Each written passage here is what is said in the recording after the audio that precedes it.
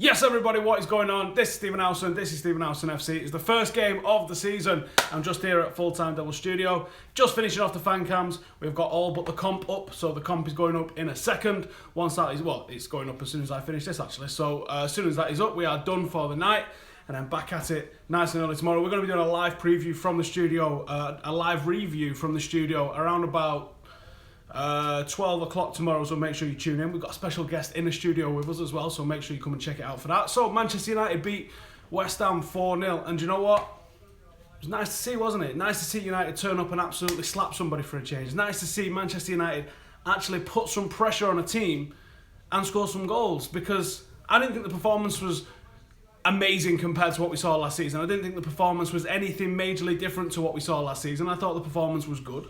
I thought the performance was very solid, and there were some very good individual performances, but it wasn't levels better than what we saw last season. But we still put a team away by 4 goals. It was great. It was absolutely fantastic to see. I've actually gone live on my own thing now, yeah. All right, cool. And I think the difference was being clinical in the final third, and I think that's a massive thing for us. Something that we've really lacked, something that we've really needed, and Lukaku was 2 for 2 in 2 shots, so you can't ask for more than that as far as I'm concerned. I thought he played excellent. Thierry Henry, I've watched his analysis, and there's some things that he thinks that he should be doing. I think Thierry needs to think he was a completely different style of striker to Lukaku. So when he's saying what he would do, I think he's probably projecting a little bit of himself on what Lukaku should do, but I think he's got to remember that Lukaku holds the ball up better than Thierry Henry ever did. He's better in the air than Thierry Henry was. They've got massively different skill sets. I don't think you're ever going to see Lukaku dancing through 3-4 players the way you saw Thierry Henry doing amazingly well. So I think it was probably a little bit harsh on him. The guy scored 2 goals in 2 shots. He had a couple of other chances which admittedly didn't do so great with. But I thought he had an excellent performance. I thought Pogba played pretty well, but I thought was actually shackled a little bit by his partnership with Matic, as mad as that sounds, because we've all been looking for Paul Pogba to get freed up by Nemanja Matic, and then in the first game in the league season, the position of the two of them sort of conflicted a little bit. Now obviously Matic swept in behind, Paul Pogba played a little bit in front of him, but I think at times they got in each other's way, and I think having Mata and Mkhitaryan in this formation, in a 4-2-3-1, stifled Pogba a little bit, because those places that Pogba likes to drift into in the final third were already occupied by 2 players.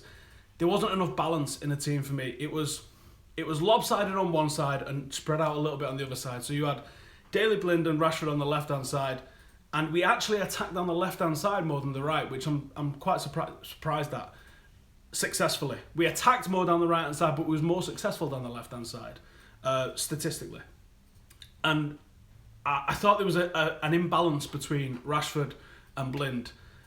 They didn't work together in a tandem very well. It was 2 individuals doing their own thing without any sort of cohesion. On the right-hand side, I thought Mata and Valencia linked up a little bit better, but Mata's tendency to come inside meant that him and Mkhitaryan was occupying the same space and almost cancelled each other out a little bit. And I think to get more balance in the team, Manchester United need to be playing a different player on the right-hand side. And I honestly think Juan Mata is unfortunately going to lose out in this little battle. He's entering the final year of his contract at Manchester United. I think he will allow that to run down and then be moved on, unfortunately. But I think that's what's going to happen, because I think him and Mkhitaryan, although they're slightly different players, and certainly Mkhitaryan's a lot faster and probably more effective as a dribbler than Mata is. Mata's shown some excellent, beautiful touches of the ball today. I think they occupy the same space. I think they get into the same sort of space in and around the area. And tomorrow I'm going to be doing a performance analysis thing where I'm going to be looking into an in-depth look at the stats, the positions, the touches and the performances of individual players. Now you guys can let me know in the comments who you want to see me do in terms of the players, but I'm going to do an overall shape thing, and I'm going to do what we did well, what we did bad, how we created the chances, how we conceded chances, and all that sort of stuff. So that's going to be a video using a load of graphics and all that sort of stuff. That'll be going out tomorrow evening probably. So let me know in the comments. I'm probably going to do 3 players. Let me know which 3 players that you would like to see performance analysis of, where I just break down what they did well, what they did bad, or etc. But what I thought, one of the things that was really obvious from today's game was that mishmash of where Mkhitaryan and Mata sort of got in each other's way and consequently got in Paul Pogba's way. And I actually think that if you had Martial on the left and Rashford on the right, you wouldn't have that, and you would have a little bit more balance, certainly in that final third.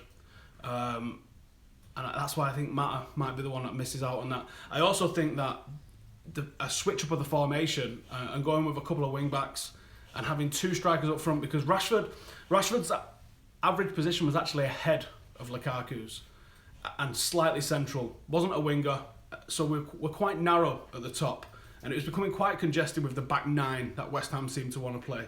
So I think that we're not perfect. I thought Matic had an excellent performance, shown abilities on the ball that I didn't think he had, to be honest. I knew what he was like defensively. I knew that he was going to patrol and marshal in front of that defence and make sure that they didn't have anything to do.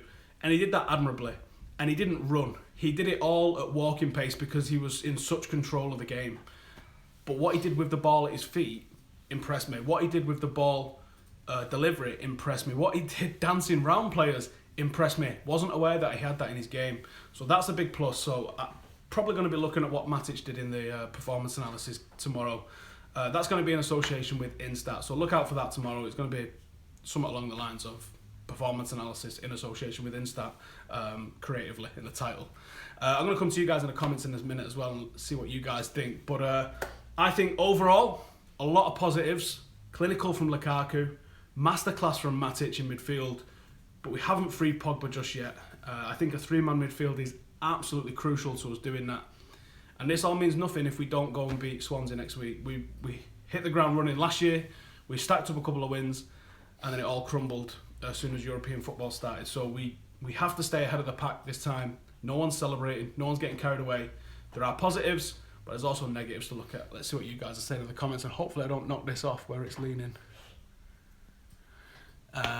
Lukaku Golden Boot says, Asim, do you know what?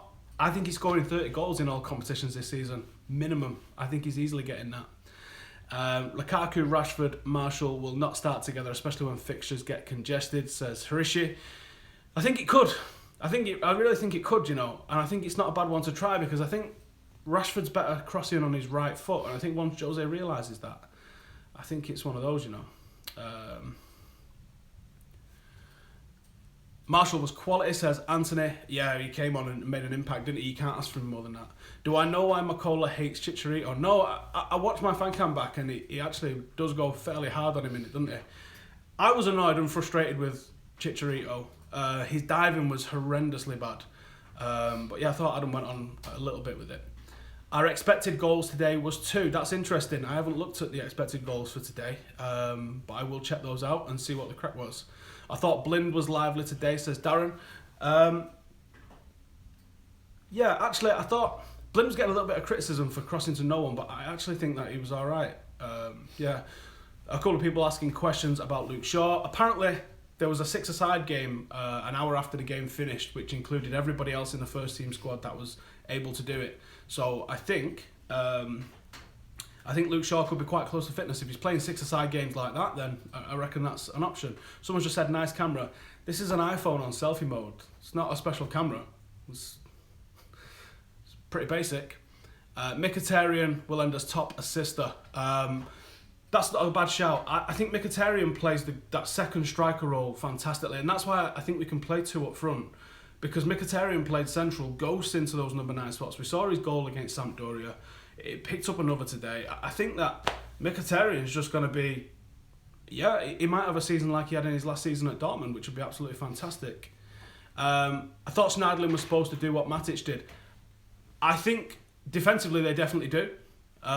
It seems that Matic has got more to his game than I thought he did. I don't think Schneiderlin's got quite on the level of that ability on the ball, and I think Matic's height and obviously the fact that he's worked with Mourinho. When you're looking at what a player can do, you have to take into account what that player does in terms of instructions. Now, there's definitely things that Fellaini's going doing on the pitch that Mourinho's asking him to do, and he's doing them to an absolute T, because Mourinho seems to love the guy.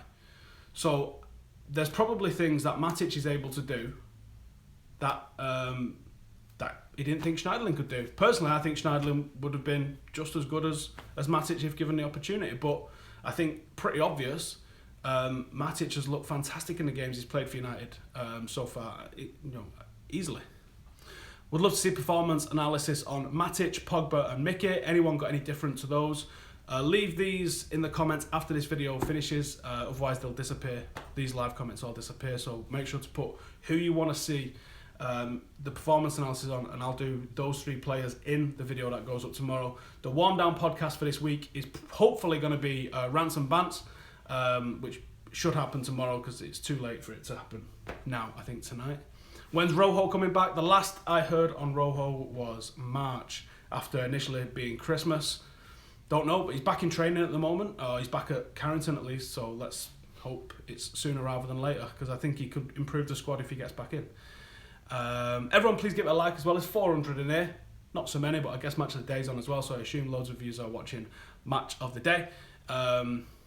So please give it a like. Do I reckon Marshall will become first choice? I don't know. How many goals from Marshall this season? I think he's got to get double figures, which I think he can do from the bench, or from whatever he ends up getting. How can people call Lindelof a flop after a few pre-season games? I don't think you should be calling him a flop, Dion, but I think this is what you get with Lindelof. I don't think people are judging him, or maybe they are. I don't think people are, I'm certainly not, judging him on what he's done in pre-season. As soon as we was linked to him last year, I started doing some scouting on him, and what I saw is what he's replicated for Manchester United so far. So I don't think you can say this is a settling-in period needed. I think this is what Lindelof is. Now, if what we're getting right now is what we're going to get, then that's not good enough for me. But we don't know what Jose Mourinho's bought him for. He might have this idea of what he wants to do. He might have this idea of what he needs to be bringing to the team. If it's that he's going to be a ball-playing defender in a 3 alongside Rojo and Bailly maybe, I think he can do that.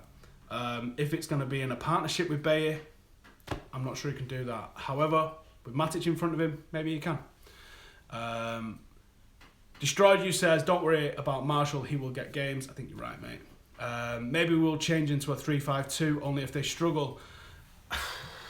I hoped it would be a default, or at least used more often. I wanted to see it used against Real Madrid. Now, a lot of people commented saying, we started like that. Well, I missed the first 20 minutes because I was fishing. Didn't get back in time.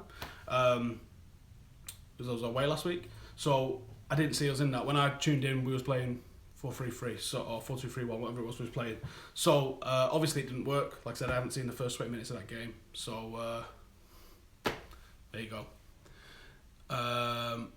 We need to sell Shaw while we can still get some money for him. Feel bad for him, but don't think he'll ever be first choice quality. That's insane, mate. He had a broken leg, and he's had injuries since. You got to be patient, I think. What do I think about the rumours moving Lindelof to midfield? Why don't we just buy another midfielder? We've bought midfielders. Why would we buy a centre half and think we're going to play him in midfield? I think that's people getting carried away because they've done it on Footy Manager, maybe. I hope Zlatan doesn't start every game like last season. Well, he's not going to start every game, but he might start regularly once he comes back after Christmas. It'd be interesting to see what happens with that, won't it? Can Rashford become as good or better than Rooney? I think his attitude's absolutely fantastic. Absolutely fantastic. So there's flashes of genius in every game that he plays, isn't there? Little flashes. I think once he becomes a little bit more consistent, which is bound to happen because you don't expect consistency from teenagers. I think once he does become a little bit more consistent, he'll be an absolutely beast of a player. Right, that is what I am going to do tonight. I'm going to wrap it up here. Thank you guys for tuning in. Please subscribe if you're new around here.